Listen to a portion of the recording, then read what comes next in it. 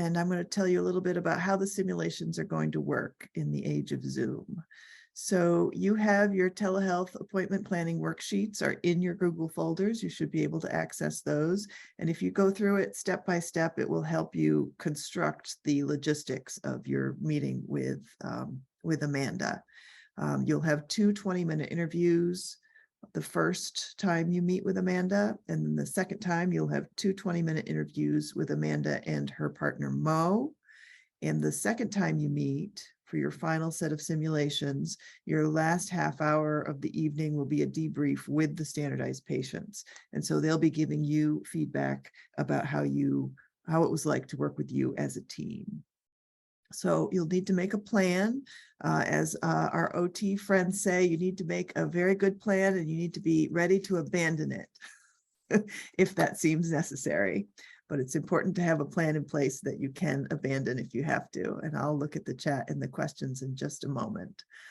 So the worksheet is there for you. We want to know who's the timekeeper. So who among the observing students is keeping the time?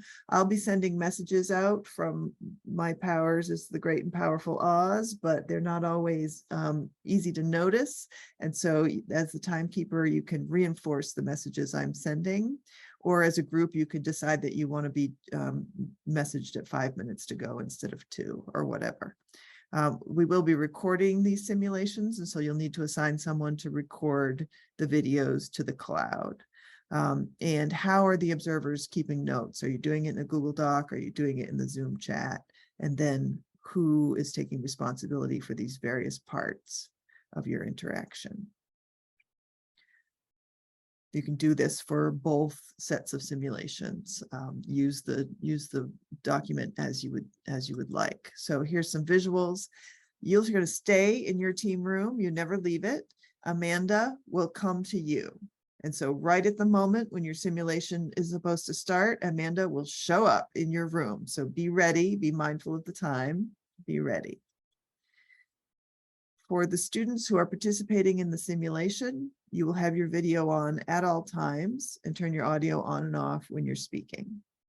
The facilitators should not be visible to the people who are practicing in the simulation. You should be have your video muted and your audio muted.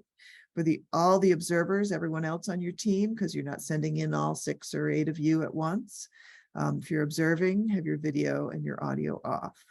You can decide as a team if people are going to collaborate in the chat or on the Google Doc, but the people who are in the simulation should not be seeing your simultaneous chat.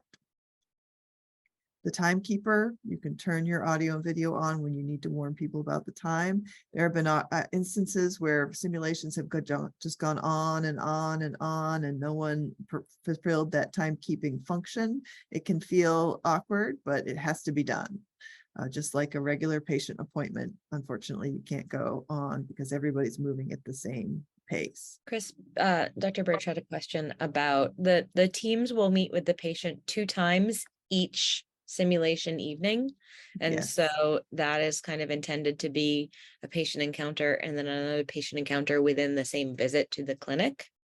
And then the second week is another set of 20 minutes and 20 minutes with a break in between. That's also meant to simulate a visit to a clinic, but 2 patient encounters. So it's a total of 4, but over 2. Any other questions? Build on each other, or do they, or is it like they're meeting the patient for the first time all over again?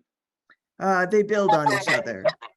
So your first one is a long 40-minute, but it's cut in half so that you have time to debrief in the middle. So you have 2 20-minute sessions in your first simulation evening. That's an extended visit. And then the second simulation evening is a new visit with the same team after some time has passed.